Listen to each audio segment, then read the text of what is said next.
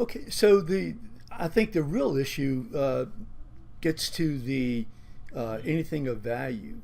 I know that I saw, at least I read Dershowitz and others who are claiming that the First Amendment actually primes. Your take? Oh, Uh, yeah. it has long been the case under federal campaign finance law and the laws of most states that anything of value, that term is used very frequently to define political contribution. If it were not written that broadly, then it would easily be evaded. You could have people outside of a campaign just picking up the bills. For example, it is very common practice in Washington politics for candidates to hire political consulting firms that specialize in generating opposition research. That's the business they're in. It costs a lot of money. People are being paid to do this research. The research is then being presented to candidates, being presented orally. It's being presented packaged in written documents, memos, folders, binders, you name it. But researching information is big business in this town. And there's no reason to believe that that isn't what was going on here in the Trump campaign in its interactions with Russia, or at least the offer. Donald Trump Jr. has described this in the statement he published that accompanied the emails that he published on Tuesday morning. He described this in his statement as political opposition research. He knows everyone in D.C., people outside of Washington might not be as familiar with how campaigns are run, or outside of state capitals, because the same thing goes on in state office elections, city elections. You know, opposition research information is a commodity that is regularly bought and sold.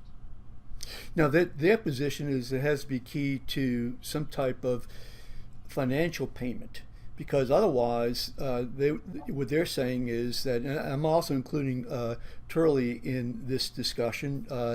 I'm not sure if you read the column that he wrote in basically saying that he didn't believe that there was any law broken. But essentially saying is that, I mean, what you're doing is you're freezing free speech. Somebody needs to get information. That's how they get information. And if it means getting it from, say,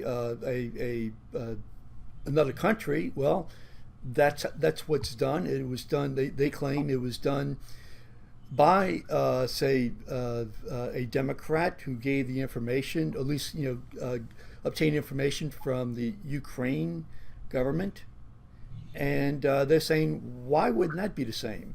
And yeah, go ahead. I'm glad you brought it up. That's a really, really good question. And from what I know, there's only one story that I'm aware of that was written about that, the interaction between the DNC and potentially the Clinton campaign and the Ukraine. And it was published in Politico in January. And the information in that story was that a longtime political operative, employee of DNC, she was paid to do opposition research. And because fair market value was paid by the DNC for the information it received, it takes it out of the realm of political contribution. A political contribution is when a campaign or a political party gets something that they don't pay for. They get a donation of anything of value. That's a contribution. When the party is paying for things, when a candidate is paying for things, it's a different story altogether legally. I understand why these two scenarios are being discussed in the same, in the same breath and in the same context as we're talking about Trump and Russia interaction. But we certainly, Common Cause has not alleged. We have never said anything to the effect that it would be illegal for the Trump campaign to buy goods and services from foreign nationals. There's no law against that.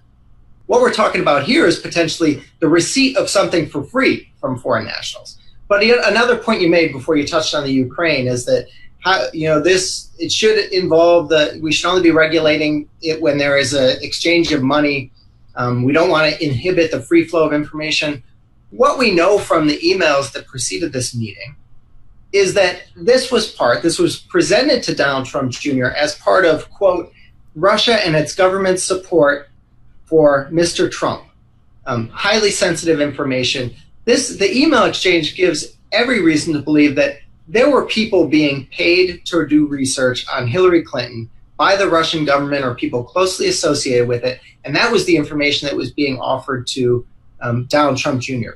If it had been a separate, different set of facts that looked like, yeah, we have one or two individuals on their own spare time, they did some poking around on the internet, and then they wanted to meet with the candidate to offer, or campaign person to offer them that information.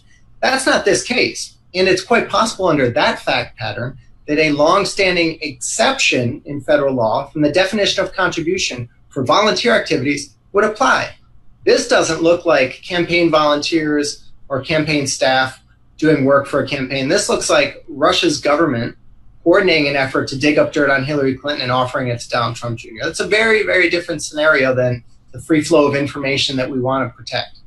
Okay, and others are bringing up the Steele Dossier, and they're saying that the first the Republicans and then after that Democrats, a Clinton supporter, had obtained information from Russians, and they're saying it's an exact same type situation. You know, I don't know enough of the details. I've looked into the Ukraine DNC connection, so I have a legal opinion on that. With the Steele Dossier, again, what it boils down to from a campaign finance law perspective, I'm not talking about what's right and what's best for democracy, but from a campaign finance legal perspective, if someone was paid fair market value to produce that Steele Dossier, then it takes us out of the realm of campaign finance contributions and into the realm of, hey, do we want to have more restrictions on who you could hire to do work for your campaign, who you can pay fair market value to buy goods and services from.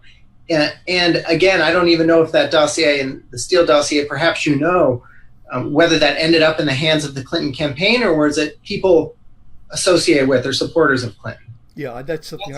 Is that important? Yeah. I mean, that's actually a point that I raised in response to a Facebook post. To me, I think that's important, but do you think it's important? Well, it's a huge importance from a campaign finance perspective, whether you're talking about did the campaign receive an illegal contribution or even ask for one, solicit one.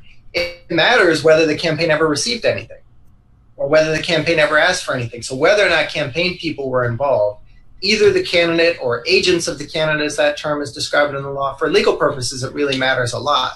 Again, I think it's really worth having this broader conversation, stepping out of the legal framework and just talking about what's good for democracy. And then, you know, maybe it's fair to critique any involvement by a foreign nation into our elections, whether they are being paid to do it or not.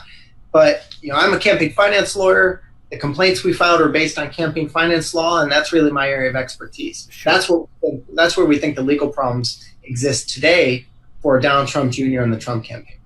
Again, talking about anything of value, I was reading again Turley's column and Derhsowitz also, and one thing that struck me is they're saying, look, if you get information, again, we talked about that, you know, that's speech, it's free speech, and you should not freeze free speech.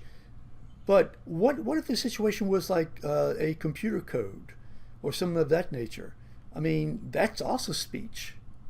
Yet I would assume that somebody would argue that you can't just give a computer code to a campaign, or you can't give a campaign information, email list, things of that nature, and that's information too. That's precisely why the definition of contribution is drafted as broadly as it is in federal law and the laws of just about every state. Because it's just as valuable to a campaign. You know, campaigns would be grateful for receiving anything of value from outside of the campaign, things that they would otherwise have to pay for if they were to try to obtain them in the marketplace. So I'm with you, computer code, that has a value to it. Yeah, there's a speech element. The courts have never said that if we call it speech, it's immune from any campaign finance regulation. That isn't how First Amendment lawyering works. It's not how the courts handle First Amendment analysis. Instead, the courts always say, what's the burden on First Amendment activities? What are the governmental interests that might justify that burden? And the courts weigh them. We have all sorts of restrictions on speech activities in this country, and they were only allowed by the U.S. Supreme Court and by the lower courts when they're deemed by the courts to be a fair balance, a fair trade, where we're protecting a public interest here. Yes, we're going to give up a little bit of our First Amendment rights in order to do so. And the same is true for monetary contributions. We have people who have been arguing for decades that, hey, that's symbolic speech, that's First Amendment activities. And the courts have acknowledged that. The courts have said, yeah, giving money to a candidate is a way of expressing yourself, but it's also potentially corrupting. So we're going to allow reasonable limits, the courts have said.